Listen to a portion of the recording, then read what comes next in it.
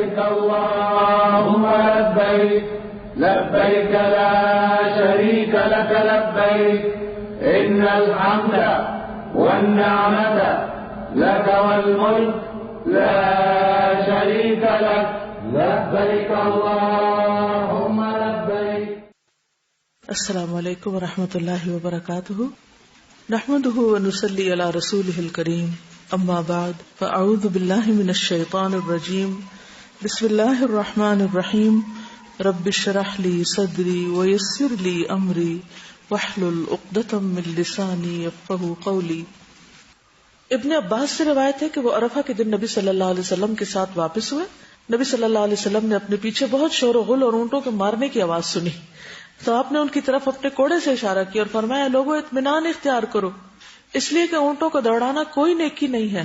یعنی اس وقت ریس لگا رہے ہو، اس میں کوئی نیکی کی بات نہیں ہے کہ کون پہلے پہنچتا ہے. ابن عباس رضی اللہ عنہ نے کہا میں نے دیکھا کہ اس کے بعد کوئی بھی سواری اپنے 2 پاؤں اٹھا کے نہیں دوڑ رہی تھی، یہاں تک کہ آپ مزدلفہ پہنچ گئے. اتنی جلدی سب نے بات مان لی. علی رضی اللہ عنہ سے روایت ہے کہ آپ نے اسامہ رضی اللہ عنہ کو اپنے پیچھے سوار کر لیا. پھر آپ اپنی اونٹنی پر درمیانی چال سے روانہ ہوئے. لوگ دائیں بائیں اونٹوں کو مار رہے تھے. آپ ان کی طرف متوجہ ہوتے تھے اور فرماتے تھے لوگوں سکون کے ساتھ. راستے میں جہاں خالی جگہ ہو تیز چلنا، یعنی رش کی جگہ پر ذرا رفتار آہستہ کر لینا اور جب خالی جگہ ہو تو تھوڑا تیز قدم اٹھانا. ہشام بن عروہ اپنے والد سے روایت کرتے ہیں کہ میں اسامہ رضی اللہ عنہ کے پاس بیٹھا ہوا تھا. ان سے پوچھا گیا کہ رسول اللہ صلی اللہ علیہ وسلم عرفہ سے واپسی کے وقت حجۃ الوداع میں کس طرح چل رہے تھے. انہوں نے جواب دیا کہ آپ تیز چلتے تھے اور جب وسیع میدان پاتے تو زیادہ تیز چلتے. یعنی سکون اور وقار کا مطلب سست رفتاری نہیں. راستہ بھر تلبیہ، تکبیر اور تحلیل کہتے آئے. عبد الرحمن بن یزید سے مروی ہے عبداللہ رضی اللہ عنہ جس وقت مزدلفہ سے واپس ہوئے تو تلبیہ پڑھتے رہے. لوگ کہنے لگے کیا یہ دیہاتی آدمی ہیں، بدو ہیں؟ عبداللہ نے فرمایا کیا لوگ بھول گئے یا گمراہ ہو گئے؟ میں نے اس ذات سے سنا ہے جس پر سورۃ البقرہ نازل کی گئی. وہ اس جگہ فرما رہے تھے لبیک اللہم لبیک، یعنی میں ان کی پیروی میں لبیک پڑھ رہا ہوں اور تم لوگوں کے لیے یہ ایک اجنبی بات ہو گئی. ابن عباس کہتے ہیں کہ عرفات سے مزدلفہ تک اسامہ بن زید رسول اللہ صلی اللہ علیہ وسلم کی سواری کے پیچھے بیٹھے. انہوں نے بیان کیا کہ رسول اللہ صلی اللہ علیہ وسلم جمرہ عقبہ کی رمی تک برابر تلبیہ کہتے رہے. ٹھیک ہے، عرفات سے جو تلبیہ کہنا شروع کیا کب تک جاری رہا؟ 10 تاریخ کو جمرہ عقبہ کی رمی تک. تو اسامہ جو تھے وہ پیچھے بیٹھے ہوئے تھے ساتھ ہی اسی سواری پر. یہ مینشن کرنا کیوں ضروری تھا کہ وہ ساتھ بیٹھے ہوئے تھے؟ تاکہ کسی چیز کو کنفرم کرنا ہو تو ان سے کر لیں. وہ ہر چیز غور سے دیکھ رہے تھے، بالکل ہی ساتھ تھے. اشعث بن سلیم سے روایت ہے کہ میں عبداللہ بن عمر رضی اللہ عنہ کے ساتھ عرفات سے مزدلفہ کو آیا. راستے میں وہ برابر تکبیر اور تحلیل میں مشغول رہے یہاں تک کہ ہم مزدلفہ پہنچ گئے. تو اس میں تلبیہ بھی، لا الہ الا اللہ بھی، تکبیرات بھی. مزدلفہ سارا ٹھہرنے کی جگہ ہے، سارے کا سارا ہی جائے وقوف ہے، البتہ وادی محصر سے ہٹ کر. وادی محصر کون سی جگہ ہے؟ جہاں پر ابرہہ کے لشکر کو مارا گیا تھا. تو وہ عبرت کی جگہ ہے، وہاں نہیں رکنا چاہیے، نہ وہاں وقوف کرنا چاہیے، اس جگہ سے تیزی سے گزرنا چاہیے. مزدلفہ پہنچ کر مغرب اور عشاء کی نمازیں جمع اور قصر ادا کریں. عبداللہ بن مسعود نے بیان کیا میں نے رسول اللہ صلی اللہ علیہ وسلم کو کبھی نہیں دیکھا کہ آپ نے کوئی نماز بے وقت پڑھی ہو. آپ ہمیشہ وقت پر نماز پڑھتے تھے، مگر مزدلفہ میں آپ نے مغرب اور عشاء کو جمع کر کے تاخیر سے پڑھا. یعنی مغرب کے وقت پر نہیں بلکہ عشاء کے وقت میں مغرب بھی پڑھی. دونوں نمازیں ایک اذان اور 2 اقامت کے ساتھ، دونوں نمازیں ایک اذان اور 2 اقامت کے ساتھ ادا کریں اور دونوں نمازوں کے درمیان کوئی سنت یا نفل نماز نہ پڑھیں. ٹھیک ہے، کیا کہا میں نے؟ ایک اذان، 2 اقامت اور صرف 3 مغرب کے فرض اور 2 عشاء کی، کیونکہ قصر، اور ان کے بیچ میں کوئی سنت وغیرہ نہیں. عبداللہ بن عمر رضی اللہ عنہما نے بیان کیا کہ مزدلفہ میں نبی صلی اللہ علیہ وسلم نے مغرب اور عشاء ایک ساتھ ملا کر پڑھی تھی، ہر نماز الگ الگ تکبیر کے ساتھ، اور ان دونوں کے درمیان کوئی نفل یا سنت نہیں پڑی اور نہ ان کے بعد. یہ رات سو کر گزارنے کی ہے، آرام کرنے کی ہے. جابر بن عبداللہ حجۃ الوداع والی حدیث میں بیان کرتے ہیں مزدلفہ آ کر آپ نے ایک اذان اور 2 اقامت کے ساتھ مغرب اور عشاء کی نمازیں ادا کی. ان دونوں نمازوں کے درمیان کوئی دوسری نماز نہیں پڑھی. پھر طلوع فجر تک آپ نے آرام فرمایا. اگر کوئی مزدلفہ کو مس کر جائے، یعنی کہ پہنچ ہی نہیں پایا اور رات کا کوئی حصہ بھی اس کو نہیں ملا، تو اس کو دم دینا ہوگا. ٹھیک ہے، جانور کی قربانی. لیکن یہاں سے اگر کوئی ارلی نکلنا چاہے تو اس کی اجازت ہے. خواتین، بچے، کمزور، بوڑھے لوگ اگر آدھی رات کے بعد مینا کی طرف روانہ ہونا چاہیں تو ہو سکتے ہیں، کیونکہ اس کے بعد مینا جانا ہے. حضرت عائشہ سے مروی ہے کہ ام المومنین سودا رضی اللہ عنہا نے نبی صلی اللہ علیہ وسلم سے مزدلفہ کی رات عام لوگوں سے پہلے روانہ ہونے کی اجازت چاہی. آپ بھاری بھرکم بدن کی عورت تھی تو آپ نے ان کو اجازت دے دی، کیونکہ بھیڑ میں رش میں ان کے لیے مشکل تھی، اور ان کے اس عمل یا اس اجازت کی وجہ سے اور بھی بہت سے لوگوں کے لیے آسانی ہو گئی. عبداللہ بن عمر اپنے گھر کے کمزوروں کو پہلے ہی بھیج دیا کرتے تھے. وہ رات ہی میں مزدلفہ میں مشعر حرام کے پاس آ کر ٹھہرتے اور اپنی طاقت کے مطابق اللہ کا ذکر کرتے. پھر امام کے ٹھہرنے اور لوٹنے سے پہلے ہی مینا آ جاتے. بعض تو مینا میں فجر کی نماز پڑھتے اور بعض اس کے بعد آتے. جب مینا پہنچتے تو کنکریاں مارتے. عبداللہ بن عمر کہتے کہ رسول اللہ صلی اللہ علیہ وسلم نے ان سب لوگوں کے لیے اجازت دی ہے. افضل کیا ہے؟ فجر کی نماز پڑھنے کے بعد وقوف کر کے پھر روانہ ہونا. لیکن اگر کوئی فجر سے پہلے ہی چلا جائے تو اس کی اجازت ہے، تو مینا میں جا کر فجر پڑھ لے یا پھر پڑھ کر چلے. اسماء رضی اللہ عنہا کے غلام کہتے ہیں کہ مزدلفہ کی رات وہ پوچھتی کیا چاند غائب ہو گیا، تو میں جواب دیتا کہ ہو گیا. پھر وہ کہتی مینا چلو، پھر وہ رمی کرتی. ٹھیک ہے، یعنی فجر سے پہلے. چاند غروب ہو گیا کا مطلب کیا ہے؟ کس رات کا چاند ہوگا؟ 10 کا. ٹھیک ہے نا، تو 10 رات کا چاند جو ہے وہ جلدی غروب ہو جاتا ہے. اگر کچھ لوگ کمزور ہوں اور کچھ طاقتور ہوں مگر گروپ ایک ہی ہو، پھر کیا کریں؟ کمزوروں کے ساتھ گروپ کا ساتھ دینے کے لیے طاقتور بھی نکل سکتے ہیں. ٹھیک ہے، اور اب چونکہ وہاں پر اتنا رش ہو گیا ہے تو سارے لوگ اگر ایک ہی وقت میں نکلے تو بہت مشکل ہو جائے. 20 لاکھ لوگ ایک وقت میں نکل کے کیسے مینج کر سکتے ہیں؟ تو اس لیے اگر کچھ لوگ جلدی نکل آتے ہیں تو حرج نہیں ہے. ابن عباس کہتے ہیں کہ میں ان لوگوں میں سے تھا جنہیں نبی صلی اللہ علیہ وسلم نے اپنے گھر کے کمزور لوگوں کے ساتھ مزدلفہ کی رات ہی میں مینا بھیج دیا تھا. تو ابن عباس کمزور نہیں تھے، لیکن آپ کو بھیجا تھا کن کے ساتھ؟ کمزور لوگوں کے ساتھ. اور وہاں رات کو ہی اگر کنکریاں مار لیں جا کے تو بھی ٹھیک ہے، اس وقت رش نہیں ہوتا. نماز فجر وقت شروع ہوتے ہی ادا کرنی چاہیے جو مزدلفہ میں، ورنہ تو تھوڑی لیٹ بھی کر سکتے ہیں. عبداللہ بن مسعود نے بیان کیا کہ 2 نمازوں کے سوا میں نے نبی صلی اللہ علیہ وسلم کو اور کوئی نماز وقت کے بغیر پڑھتے نہیں دیکھا. آپ نے مزدلفہ میں مغرب اور عشاء ایک ساتھ پڑھی اور فجر کی نماز بھی اس دن معمول کے وقت سے پہلے ادا کی، یعنی اذان ہوتے بالکل اندھیرے میں، کیونکہ نماز کے بعد یہاں پر وقوف کرنا ہے. نماز فجر کے بعد اچھی طرح روشنی پھیلنے تک اگر ممکن ہو تو مشعر حرام کے پاس، ان پہاڑیوں کے قریب، ورنہ اپنی اپنی قیام گاہ پر قبلہ رخ ہو کر ہاتھ اٹھا کر دعا مانگے. قبلہ رخ ہو کر ہاتھ اٹھا کر، کیونکہ اللہ سبحانہ وتعالیٰ کا ارشاد ہے فَاذْكُرُوا اللَّهَ عِنْدَ الْمَشْعَرِ الْحَرَامِ، مشعر حرام کے پاس اللہ کا ذکر کرو. تو یہ ذکر کی جگہ ہے، اس لیے یہاں پر ذکر کرنا چاہیے. قبلہ رخ ہو کر ہاتھ اٹھا کر دعائیں مانگے انسان. جابر بیان کرتے ہیں کہ آپ قصوہ اونٹنی پر سوار ہو کر مشعر حرام تک آئے، پھر قبلے کی طرف رخ کر کے دعا، تکبیر، تحلیل، توحید میں مصروف رہے یہاں تک کہ صبح کی روشنی خوب پھیل گئی. تو آپ نے فضل بن عباس کو اپنے پیچھے سوار کیا اور طلوع آفتاب سے پہلے وہاں سے مینا کے لیے چل پڑے. عبداللہ بن عمر اپنے گھر کے کمزوروں کو پہلے ہی مینا بھیج دیتے تھے اور پھر وہ پہلے ہی کنکریاں وغیرہ مار لیتے. مینا سے رمی کے لیے چنے کے دانے کے برابر کنکریاں چننی چاہیے. کچھ لوگ مزدلفہ سے چننے لگتے ہیں، تو مسنون کیا ہے؟ مینا سے ہی چننا. جابر کہتے ہیں میں نے نبی صلی اللہ علیہ وسلم کو دیکھا، آپ نے چنے کے دانے کے مثل جمرہ کو کنکریاں ماری.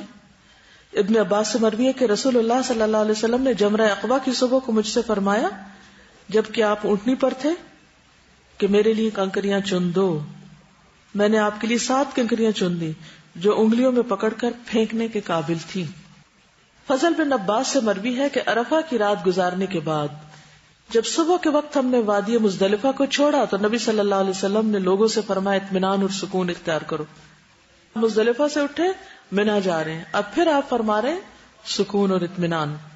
اس وقت آپ اپنی سواری کو تیز چلنے سے روک رہے تھے, یہاں تک کہ وادی محصر سے اتر کر جب منا میں داخل ہوئے تو فرمایا چنے کے دانے کی مثل کنکریاں لے لو تاکہ رمی جمرات کی جا سکے. اور نبی صلی اللہ علیہ وسلم اپنے ہاتھ سے اس طرح اشارہ کرنے لگے جس طرح انسان کنکری پھینکتے وقت کرتا ہے, یعنی کنکری پھینکنے کے اشارے کے ساتھ بات فرمائی. اب آپ دیکھیے کہ یہاں منا اور مزدلفہ کے قریب ہے وادی محصر جہاں کنکریاں پھینکی گئی تھی. کس پر؟ ابرہہ کے لشکر پر. اور اس کے قریب ہی جمرات ہیں جہاں ابراہیم علیہ السلام نے کنکریاں ماری تھی. کس کو؟ شیطان کو. کچھ لوگ کنکریوں کے بجائے جوتے مارتے ہیں اور جو ہاتھ لگے پھینکتے ہیں, بوتلیں پانی کی, اور غصے میں آ جاتے ہیں اور جذباتی ہو جاتے ہیں, ایموشنل ہو جاتے ہیں, دھکے دیتے ہیں اور بس چلے ان کا تو لوگوں کو بھی پھینکتے ہیں. اب عید کا دن آنے لگا, 10 ذی الحج یوم النحر. نماز فجر کے بعد سورج طلوع ہونے سے پہلے جب روشنی پھیل جائے تو منا کے لیے روانہ ہو. یہ اصل حکم ہے, رخصت اگرچہ موجود ہے. عمر بن میمون کہتے ہیں جب عمر بن خطاب نے مزدلفہ میں فجر کی نماز پڑھی تو میں بھی موجود تھا. نماز کے بعد آپ ٹھہرے اور فرمایا کہ مشرکین سورج نکلنے سے پہلے نہیں جاتے تھے, کہتے تھے اے خبیر تو چمک جا. نبی صلی اللہ علیہ وسلم نے مشرکوں کی مخالفت کی اور سورج نکلنے سے پہلے روانہ ہوئے. اسی لیے آپ نے فجر بہت ارلی پڑھ لی اور پھر فجر پڑھنے کے بعد کھڑے ہو کر دعائیں وغیرہ بھی کی, بیٹھ کے بھی کر سکتے, قبلہ رخ ہو کے اور ہاتھ اٹھا کے مانگا. اس کے بعد آپ روانہ ہو گئے, اس سے پہلے کہ سورج نکلے, روشنی پھیلنے پر, اندھیرے میں نہیں نکلے.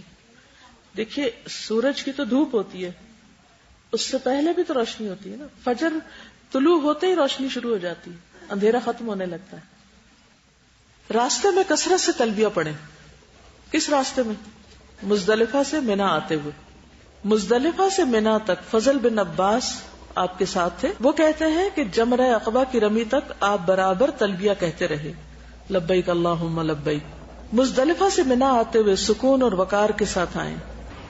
جابر کہتے ہیں کہ آپ وادی محصر میں جب پہنچے تو آپ نے اونٹنی کو تیز چلایا اور اس درمیانی راستے سے چلنا شروع کیا جو جمرہ کبریٰ کی طرف نکلتا ہے, بڑے شیطان کی طرف. ابن عباس کہتے ہیں کہ نبی صلی اللہ علیہ وسلم نے فرمایا وادی محصر میں نہ روکو, یعنی وہاں سے بس گزر ہی جاؤ. منا پہنچ کر سب سے پہلے جمرہ عقبہ کی رمی کریں. عقبہ تھا سب سے پیچھے والا. انس بن مالک سے روایت ہے کہ رسول اللہ صلی اللہ علیہ وسلم منا تشریف لائے تو پہلے جمرہ عقبہ پر آئے اور اسے کنکریاں ماری. رمی کی ابتدا, اب یہ 10 تاریخ ہے, عید کا دن, اور اس میں صبح صبح رمی ہو رہی ہے. رمی کہتے ہیں کنکریاں مارنا. حضرت ابراہیم علیہ السلام جب اسماعیل علیہ السلام کو ذبح کرنے کے لیے آئے تو کیا ہوا تھا؟ شیطان ان کے پاس آیا تو انہوں نے کیا کیا, اس کو 7 کنکریاں ماری تو وہ کہاں چلا گیا؟ زمین میں. پھر اس کے بعد جب آگے گئے تو آپ نے وہ جگہ چھوڑ دی, آگے گئے دوبارہ ایسے ہوئے, 3 جگہ پر ایسے ہوئے. ٹھیک ہے. ابن عباس کہتے ہیں تم شیطان کو کنکریاں مارتے ہو اور اپنے والد ابراہیم کی پیروی کرتے ہو. انہوں نے کہا تھا نا ارنا مناسکنا, تو یہ بھی منسک ہے. اس کا فائدہ کیا ہے, فضیلت کیا ہے؟ جیسے طواف کی فضیلت ہے, سعی کی فضیلت ہے, وقوف عرفات کی فضیلت ہے, رمی کی کیا فضیلت ہے؟ گناہ جھڑتے ہیں. نبی صلی اللہ علیہ وسلم نے فرمایا تمہارا جمرات کو کنکریاں مارنا تو تمہارے ہر کنکری مارنے کے بدلے ایک کبیرہ گناہ جو ہلاک کرنے والا تھا اس کی معافی اور کفارہ ہوتا ہے. تو بہرحال اگر انسان کو رمی کرتے وقت یہ پتا ہو کہ اس کا اجر کتنا ہے, ایک پتھر مارنے سے ایک کبیرہ گناہ جو ہلاک کرنے والا تھا اس کی تلافی یا اس کا ازالہ ہوتا ہے, تو انسان اور بھی شوق سے مارے. کیونکہ بہت سے لوگوں کو دیکھا گیا وہ رش سے گھبرا کر جاتے ہی نہیں ہیں وہاں اور دوسروں کو دے دیتے ہیں کہ تم جا کے مار دو ہمارے سے. اور بہت سی خواتین اچھی بلی صحت مند تندرست ہونے کے باوجود یہ کہہ کے کہ عورتوں کی ضرورت نہیں ہے جانے کی تو چلے کوئی بھی مار دے, تو یہ ٹھیک نہیں. حد البسا کوشش کریں کہ خود اپنے ہاتھ سے مارے, اور اگر یہ اجر پتا ہوگا تو لازمی طور پر انسان ہاتھ سے مارے. نبی صلی اللہ علیہ وسلم نے فرمایا جب تم کنکریاں مارو گے تو یہ تمہارے لیے قیامت کے دن نور ہوں گی. یہ پیبل ایک طرح سے لائٹ بلبز ہو جائیں گے. نبی صلی اللہ علیہ وسلم نے فرمایا تمہارا کنکریاں مارنا تو تم میں سے کوئی نہیں جانتا کہ اسے کیا ملے گا یہاں تک کہ اللہ اسے پورا پورا صلہ دے گا. یعنی تو ظاہری اجر ہے لیکن اصل اجر تو اللہ کے پاس ہے. لیکن کنکریاں مارنے سے پہلے تلبیہ بند کر دینا چاہیے. جمرہ عقبہ کو 7 کنکریاں الگ الگ مارے. جابر رضی اللہ عنہ بیان کرتے ہیں کہ آپ جمرہ کے پاس آئے جو کہ درخت کے پاس ہے. اس دور میں وہاں درخت اب نہیں ہے, آپ وہاں ڈھونڈنا شروع کر دیں. آپ نے اس کو 7 کنکریاں ماری جیسے کہ انگلیوں پہ رکھ کے ماری جاتی. صحیح مسلم کی روایت ہے. عبداللہ بن مسعود کہتے ہیں کہ جمرہ عقبہ کی رمی آپ نے کی, اس وقت وہ وادی کے بیچ میں ہو گئے اور درخت کے برابر ہوئے. پھر اس کے سامنے ہو کر 7 کنکریوں سے رمی کی, ہر کنکری کے ساتھ اللہ اکبر کہتے جا رہے تھے. ٹھیک ہے, تو اللہ اکبر کہہ کے کنکری مارے. کنکریاں مارتے وقت دوسروں کو دھکے مت دیں. ام سلیمان سے مروی ہے میں نے 10 ذی الحج کے دن نبی صلی اللہ علیہ وسلم کو بطن وادی سے جمرہ عقبہ کو کنکریاں مارتے ہوئے دیکھا. اس وقت آپ فرما رہے تھے اے لوگو ایک دوسرے کو قتل نہ کرنا, ایک دوسرے کو تکلیف نہ پہنچانا, اور جب جمرات کی رمی کرو تو اس کے لیے مٹر کے دانے کی طرح کنکریاں استعمال کرو. بڑے بڑے پتھر نہیں اٹھا لے جاؤ, کیونکہ بعض اوقات پیچھے والے جب مار رہے ہوتے ہیں تو وہ ان کو لگنے کی بجائے جو آگے سے مار رہے تھے ان کے سر پہ لگتی ہیں آگے. کنکریاں مارتے وقت غلوب نہیں کرنا چاہیے. غلوب کیا ہوتا ہے؟ زیادتی, ایکسس. ابن عباس کہتے ہیں میں نے آپ کے لیے 7 کنکریاں چنی. کس کے لیے؟ نبی صلی اللہ علیہ وسلم کے لیے. آپ ان کو اپنے ہاتھ میں لے کر حرکت دینے لگے اور فرمایا ان جیسی کنکریاں مارو. پھر آپ نے فرمایا لوگوں تم دین میں غلوب یعنی حد سے بڑھنے سے بچو, کیونکہ تم سے پہلے لوگوں کو دین میں غلوب نہیں ہلاک کیا تھا. یعنی مٹر کے دانے برابر کنکری کافی ہے. کنکریاں مارنے کے بعد دعا کے لیے یہاں نہیں رکنا. نبی صلی اللہ علیہ وسلم جب جمرہ عقبہ کے پاس آتے تو 7 کنکریوں سے رمی کرتے, ہر کنکری کے ساتھ اللہ اکبر کہتے, اس کے بعد واپس ہو جاتے. یہاں آپ دعا کے لیے نہیں ٹھہرتے تھے. صرف بزرگ, بوڑھے, بیمار, خواتین ایسی جو نہ جا سکتی ہوں وہ اپنے لیے کسی کو وکیل مقرر کر سکتے ہیں. جمرہ عقبہ کی رمی کا افضل وقت چاشت کا وقت ہے, یعنی جب دھوپ چمک چکی ہو. البتہ عذر یا رش کی وجہ سے گنجائش ہے کہ 11 ذی الحجہ کی طلوع فجر تک کنکریاں مار لیں, سارے دن میں کسی وقت مار لیں. 11 ذی الحجہ کے طلوع فجر تک کنکریاں مار لیں. انس بن مالک بیان کرتے کہ رسول اللہ صلی اللہ علیہ وسلم نے قربانی والے دن چاشت کے وقت یعنی 10 ذی الحجہ کو چاشت کے وقت جمرہ عقبہ کو کنکریاں ماری, اور بعد کے دنوں میں سورج ڈھلنے کے بعد کنکریاں ماری. بعد کے کون سے دن؟ 11 اور 12 کو, 13 تک بھی رک سکتے ہیں.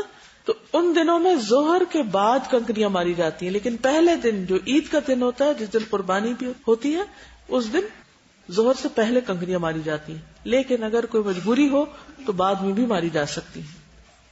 ابن عباس نے بیان کیا کہ نبی صلی اللہ علیہ وسلم سے ایک آدمی نے مسئلہ پوچھا کہ شام ہونے کے بعد میں نے رمی کی, نہیں پتا ہوگا اس کو. آپ نے فرمایا کوئی حرج نہیں. یہ صحیح بخاری کی روایت ہے. اس کے بعد قربانی آتی, یہ 10 تاریخ ہے, یوم النحر اس کو بولتے ہیں. جمرہ عقبہ کی رمی کے بعد قربانی کریں, کیونکہ نبی صلی اللہ علیہ وسلم نے ایسا ہی کیا. نبی صلی اللہ علیہ وسلم فرمایا تمہارا قربانی کرنا تو یہ تمہارے لیے تمہارے رب کے پاس ذخیرہ ہو جاتی ہے. 10 ذی الحجہ کی صبح سے لے کر 13 ذی الحجہ کے غروب آفتاب تک قربانی کر سکتے ہیں. نبی صلی اللہ علیہ وسلم نے فرمایا تمام ایام تشریق ذبح کے ایام ہیں. منا یا مکہ میں کسی بھی جگہ پر حج کی قربانی کر سکتے ہیں. کہاں کہاں؟ منا یا مکہ. نبی صلی اللہ علیہ وسلم نے فرمایا منا کی تمام جگہ قربان گاہ, یہ سارا میدان قربانی کا ہے. استطاعت کے مطابق ایک سے زیادہ جانور قربان کر سکتے ہیں. نبی صلی اللہ علیہ وسلم نے اس موقع پر کتنے اونٹ ذبح کیے؟ 100. ہم ایک پر بھی خوش ہو جاتے ہیں. 100 اونٹ, ان میں سے 63 آپ نے اپنے ہاتھ سے کیے اور باقی حضرت علی نے کیے. اور صرف اونٹ نہیں تھے, گائے بھی ذبح کی تھی آپ. ہم یہی پوچھتے رہ جاتے ہیں یہ واجب ہے, یہ مستحب ہے, یہ فرض ہے, ہاں ایک سب کی طرف سے ہو جائے گی یا سب کو الگ الگ کرنی ہوگی, یا پھر کس کو کرنی چاہیے کس کو نہیں. میں ہمیشہ یہ کہتی ہوں کہ نبی صلی اللہ علیہ وسلم کے پاس کتنا مال و دولت تھا, بہت زیادہ. آپ پر زکوٰۃ فرض تھی, آپ کے پاس جو آتا تھا چلا جاتا تھا. تو اس کا کوئی تعلق اس سے نہیں کہ آپ صاحب نصاب ہوں. کہ آپ کے پاس اتنا گولڈ ہو تو پھر آپ کو قربانی دینی ہے، ادروائز نہیں. یہ تو محبت کی بات ہے، قرب حاصل کرنے کی بات ہے. تو جب آپ کسی کا قرب حاصل کرنے لگتے ہیں تو اس قسم کے سوال کرتے ہیں. انسانوں کے قرب کے لیے بھی ہم ایسے سوال نہیں کرتے. کہاں یہ کہ رب کے قرب کے لیے کام کرنا ہو اور ہم وہاں سوال جواب شروع کر دیں. حج تمتع اور حج قران والوں کے لیے قربانی واجب ہے. جو قربانی نہ کر سکے وہ کیا کرے؟ وہ 3 روزے ایام حج میں رکھیں اور 7 گھر آ کے رکھیں. وَأَتِمُّ الْحَجَّ وَالْعُمْرَةَ لِلَّهِ فَإِنْ أُحْصِرْتُمْ فَمَا اسْتَيْسَرَ مِنَ الْهَدْيِ وَلَا تَحْلِقُوا رُؤُوسَكُمْ حَتَّى يَبْلُغَ الْهَدْيُ مَحِلَّهُ فَمَنْ كَانَ مِنْكُمْ مَرِيضًا أَوْ بِهِ أَذًى مِنْ رَأْسِهِ فَفِدْيَةٌ مِنْ صِيَامٍ أَوْ صَدَقَةٍ أَوْ نُسُكٍ فَإِذَا أَمِنْتُمْ فَمَنْ تَمَتَّعَ بِالْعُمْرَةِ إِلَى الْحَجِّ فَمَا اسْتَيْسَرَ مِنَ الْهَدْيِ فَمَنْ لَمْ يَجِدْ فَصِيَامُ 3 أَيَّامٍ فِي الْحَجِّ و7 إِذَا رَجَعْتُمْ تِلْكَ 10 كَامِلَةٌ ذَلِكَ لِمَنْ لَمْ يَكُنْ أَهْلُهُ حَاضِرِ الْمَسْجِدِ الْحَرَامِ. لوکل نہ ہو. وَاتَّقُوا اللَّهَ وَاعْلَمُوا أَنَّ اللَّهَ شَدِيدُ الْعِقَابِ. اور اللہ کی خوشنودی کے لیے حج اور عمرہ کی نیت کرو تو اسے پورا کرو. اور اگر کہیں گھر جاؤ یعنی دشمن گھیر لے تمہیں تو جو قربانی تمہیں میسر آ سکے وہی کر لو. اور اپنے سر اس وقت تک نہ منڈو جب تک قربانی اپنے ٹھکانے پہ نہ پہنچ جائے. یہاں کیا کہا گیا؟ سر نہ منڈواؤ جب تک کہ قربانی اپنے ٹھکانے پہ نہ پہنچ جائے. مگر جو شخص مریض ہو یا اس کے سر میں کچھ تکلیف ہو تو سر منڈا سکتا ہے، بشرطے کہ روزوں سے یا صدقہ سے یا قربانی سے اس کا فدیہ ادا کرے. پھر جب تمہیں امن نصیب ہو جائے اور تم حج سے پہلے مکہ پہنچ سکو تو جو شخص حج کا زمانہ آنے تک عمرہ کر کے فائدہ اٹھانا چاہے وہ قربانی کرے جو اسے میسر آ سکے. یعنی حج تمتع والا قربانی کرے. سمجھ گئے؟ اور اگر میسر نہ آئے تو 3 روزے ایام حج میں رکھے، 7 گھر واپس آ کر. یہ کل 10 روزے ہو جائیں گے. یہ حکم ان لوگوں کے لیے جو مسجد الحرام کے باشندے نہ ہوں یعنی مکہ کے. اور اللہ کے احکام کی خلاف ورزی سے بچو اور جان لو کہ اللہ سخت سزا دینے والا ہے. نبی صلی اللہ علیہ وسلم نے فرمایا کوئی اگر قربانی نہ پائے تو 3 دن کے روزے حج ہی کے دنوں میں اور 7 دن کے روزے گھر واپس آ کر رکھے. قربانی کے بعد کیا کرتے ہیں؟ حلق. حلق کس کو کہتے ہیں؟ سر منڈوانے. جی جیسے عمرے کے اختتام پہ حلق تھا ایسے ہی حج کے ریچولز میں سے ایک بال کتروانا بھی ہے یا سر منڈوانا. عورتیں صرف قصر کریں گی یعنی کتروائیں گی یا خود کتر لیں گی. نبی صلی اللہ علیہ وسلم نے فرمایا تمہارا سر منڈوانا تو ہر بال کے بدلے جو تم منڈواتے ہو ایک نیکی لکھی جاتی ہے اور تم سے ایک گناہ مٹا دیا جاتا ہے. تو اس لیے کنجوسی نہ کریں بال کاٹنے میں. اس دن عام دنوں میں بال کاٹتے تو کوئی ثواب ملتا لیکن وہاں پر ایک بال کے بدلے ایک نیکی. بال کٹوانے سے افضل ہے کہ بال منڈوائے جائیں مردوں کے لیے کیونکہ قرآن مجید میں اس کا ذکر ہے.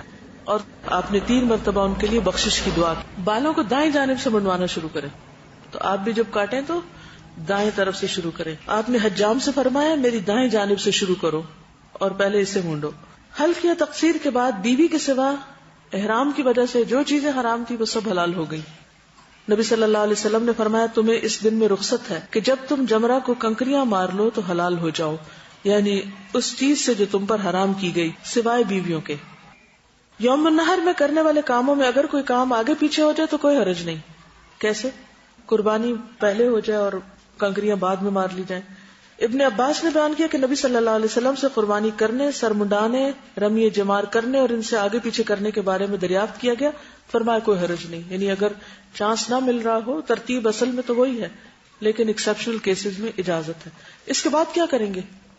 مکہ جا کے طواف کریں گے. اس طواف کا نام کیا ہے؟ افادہ. اب سمجھ آ گئی؟ کیونکہ کبھی آپ کو ہو سکتا ہے کنفیوژن ہو کہ طواف تو طواف ہوتا ہے، کہیں لکھا ہوتا ہے قدوم، کہیں ہوتا ہے زیارہ. وہ ایک عرصے تک حالانکہ میں نے حج بھی کر لیا پھر بھی کنفیوژن رہی کہ کیوں یہ نام ہے. تو اب اچھی طرح سمجھ آ گیا ہے کہ ایک ہوتا ہے طواف قدوم جس کو طواف عمرہ بھی کہا جاتا ہے، مکہ پہنچنے کے بعد جو سب سے پہلا طواف کیا جاتا ہے عمرے کی نیت سے. دوسرا طواف افاضہ ہوتا ہے جو عرفات سے واپسی پر مزدلفہ میں رات گزارنے کے بعد 10 تاریخ کو رمی، قربانی اور سر منڈانے کے بعد مکہ آ کر کیا جاتا ہے. تو یہ حج کا طواف ہوتا ہے. ٹھیک ہے. طواف قدوم کون سا ہوتا ہے؟ عمرہ کا ہوتا ہے اور یہ حج کا ہوتا ہے. اگر کوئی شخص اس کے بعد مکہ میں رہتا ہے تو وہ نفلی طواف کرتا ہے، وہ نہ قدوم ہے نہ زیارہ ہے نہ کچھ اور جب مکہ چھوڑنے لگتے ہیں تو کیا کرتے ہیں؟ طواف وداع کرتے ہیں. ٹھیک. حج تمتع کرنے والے 3 طواف کرتے ہیں، ایک آتے وقت عمرے کے وقت، پھر حج کے بعد یعنی عرفات سے واپسی پہ، اور تیسرا وداع مکہ سے رخصت ہوتے وقت. حج قران والے بھی 3 طواف کرتے ہیں، ایک قدوم عمرے کا، پھر افاضہ اور پھر وداع. افراد والے قدوم اور افاضہ کرتے ہیں، وہ عمرہ نہیں کرتے، اس کو طواف عمرہ نہیں کہا جائے گا، صرف طواف قدوم کہا جائے گا، یعنی آغاز میں کرتے ہیں. ٹھیک. تو نبی صلی اللہ علیہ وسلم نے قربانی کے دن یعنی 10 تاریخ کو طواف افاضہ کیا، پھر واپس لوٹ کر منا میں ظہر کی نماز پڑھی، یعنی اتنی جلدی جلدی سب کچھ کر لیا. فجر کہاں پڑھی تھی؟ مزدلفہ میں، مشعر الحرام کے پاس وقوف کیا، سورج نکلنے سے پہلے چل دیے، منا آئے، کنکریاں ماری، قربانی کی، حلق کیا، مکہ آئے اور طواف کیا، واپس گئے اور ظہر منا میں پڑی. اور اس زمانے میں گاڑیاں نہیں تھی، اونٹ پر یہ سب کچھ ہوا، یعنی یہ سارے کام ایک ہی دن میں. اور یہ سب سے مصروف ترین دن ہوتا ہے کیونکہ اس میں ڈفرینٹ کام کرنے ہوتے ہیں. طواف زیارہ حج کا فرض رکن ہے، اگر ادا کرنے سے رہ جائے تو کفارہ، دم یا فدیہ دینے سے تلافی نہیں ہوتی. یہ حج کا رکن ہے. یاد ہے شروع میں 4 ارکان بتائے گئے تھے، ان میں سے ایک ہے یہ. ممکن ہو تو غسل کرے، ورنہ کپڑے تبدیل کر کے عام لباس میں طواف کرے. یعنی اب اس طواف میں احرام پہننا ضروری نہیں کیونکہ پابندیاں ہلکی ہوگی. خوشبو بھی لگا سکتے ہیں نہا دھو کے، پھر طواف کرنے جائیں. عورت کے سوا باقی سب چیزیں حلال ہیں. ابن عباس کہتے ہیں میں نے خود اپنی ان آنکھوں سے نبی صلی اللہ علیہ وسلم کو اپنے سر پر سک نامی خوشبو لگاتے ہوئے دیکھا. حضرت عائشہ کہتی ہیں کہ جب حضور صلی اللہ علیہ وسلم احرام باندھتے تو میں آپ کو خوشبو لگاتی تھی، یعنی آپ کے جسم کو، کپڑوں کو نہیں، نیت سے پہلے کی بات ہے. اسی طرح بیت اللہ کے طواف زیارت سے پہلے حلال ہونے کے لیے خوشبو لگائی. طواف زیارہ میں احرام نہ پہنے، ٹھیک ہے، استباء اور رمل نہ کریں، استباء اور رمل نہ کریں. نبی صلی اللہ علیہ وسلم نے اس طواف میں رمل نہیں کیا. اس سے آپ اندازہ لگا سکتے کہ صحابہ کتنا آبزرویشن تھا ان کا کہ کس موقع پر کیا کر رہے ہیں. آپ طواف کے بعد کیا کریں گے؟ 2 رکعت نفل. کون سے؟ مقام ابراہیم کے پاس. کسی وجہ سے اس دن طواف نہ کر سکیں تو ایام تشریق کے اندر کر لیں. اگر پیریڈز کی وجہ سے ایام تشریق میں بھی نہ ہو تو ذوالحج کے مہینے میں کسی وقت کر لیں. طواف کے تفصیلی احکام پیچھے عمرے میں گزر چکے ہیں. طواف کے بعد سب پابندیاں ختم، ٹھیک، مکمل حلال ہو گئے. ٹھیک ہے، چلیے اب اجازت. سبحانک اللہم و بحمدک اشہد ان لا الہ الا انت استغفرک و اتوب الیک. السلام علیکم و رحمۃ اللہ وبرکاتہ. لك والملك لا شريك لك لبيك اللهم لبيك والنعمة لك والملك لا شريك لك لبيك اللهم لبيك لك لبيك إن الحمد والنعمة لك والملك لا شريك لك لبيك اللهم لبيك لا شريك لك لبيك إن الحمد والنعمة لك والملك لا شريك لك لبيك اللهم لبيك لا شريك لك لبيك إن الحمد والنعمة لك والملك لا شريك لك لبيك اللهم لبيك لا شريك لك لبيك إن الحمد والنعمة لك والملك لا شريك لك لبيك اللهم لبيك والنعمة لك والملك لا شريك لك لبيك اللهم لبيك لك لبيك إن الحمد والنعمة لك والملك لا شريك لك لبيك اللهم لبيك إن الحمد والنعمة لك والملك